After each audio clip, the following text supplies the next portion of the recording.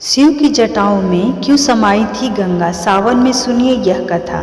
कहा जाता है कि गंगा नदी का उद्भव हिमालय से हुआ, लेकिन धार्मिक मान्यताओं के अनुसार माँ गंगा धरती से पहले देवलोक में थी और उनकी तेज धारा के कारण देवलोक से सीधे धरती पर आना संभव नहीं था। इसीलिए भगवान शिव ने उन्हें धरती पर अवतरित कराने के लिए अपनी जटायुओं में बांध लिया।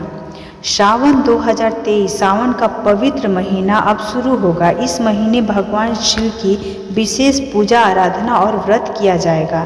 सावन माह भगवान शिव का प्रिय महीना होता है, इसीलिए भी इस माह की गई पूजा पाठ का महत्व काफ़ी बढ़ा जाता है। भगवान भोलेनाथ की महिमा के साथ ही इनका रूप भी निराला है। महादेव अपने मस्तक पर चंद्रमा, हाथों में त्रिशूल, गले में सर्प और जटा में गंगा धारण किए हैं। इन सभी का खास महत्व और कारण है। सावन के इस महीने में जानते हैं कि आखिर भगवान शिव ने गंगा को अपने जटाओं में क्यों धारण किया। हिंदू पुराणों के अनुसार माँ गंगा पहले देवलोक में रहा करती थी, इसलिए भी उन्हें देव नदी के नाम से जाना जाता है। इसके बाद माँ गंगा धरती पर अवतरित हुई।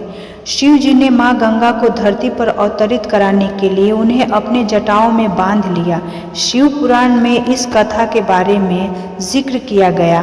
पौराणिक हिंदू कथाओं के अनुसार महाराज भागीरथ ने अपने पूर्वजों को मोक्ष दिलाने के लिए स्वर्गलोक से माँ गंगा को धरती पर लाने की ठानी और उनके लिए कठोर तप किया। भागीरथ की तपस्या से खुश होकर माँ गंगा धरती पर आने के लिए मान गई, लेकिन समस्या यह थी कि माँ गंगा सीधे धरती पर नहीं आ सकती थी। उन्हें भागीरथ के कहा कि धरती उनका तेज वेग नहीं सहन कर पाएगी और रसातल में चली जाएंगी। इसके बाद भागीरथ ब्रह्मा जी के पास पहुँचे और उन्हें अपनी समस्या बताई। ब्रह्मा जी ने भागीरथ को भोलेनाथ को प्रसन्न करने के लिए कहा। भागीरथ ने कठोर तपस्या की और भोलेनाथ उनकी तपस्या से प्रसन्न हो गए। जब भोलेनाथ ने भागीरथ से वरदान मांगने के लिए कहा तो भागीरथ ने उन्हें सारी बातें बताई। भगवान भोलेनाथ ने गंगा के वेग से पृथ्वी को बचाने के लिए अपनी जटा खोल दी और इस तरह से माँ गंगा देवलोक में शिव जी की जटा में समा गई और शिव जी ने माँ गंगा को अपने जटाओं में धारण कर लिया। इसीलिए भी भोलेनाथ को कई नामों में से इनका एक नाम यह भी है गंगाधर। शिव जी की जटाओं में आते ही माँ गंगा का वेग कम हो गया। इसके बाद माँ गंगा उस स्थान पर पहुंची जहां भागीरथ के पूर्वजों की राख पड़ी थी।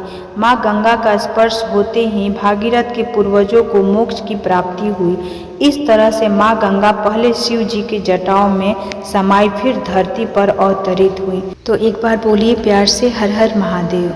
ऑसम शॉर्ट्स भक्ति में सावन से रिलेटिव भोलेनाथ का ये कहानी आप लोगों को बहुत पसंद आया होगा और आप लोगों को कुछ जानकारी भी मिली होगी। तो मिलते हैं भक्ति कहानी के साथ एक नई वीडियो में। धन्यवाद।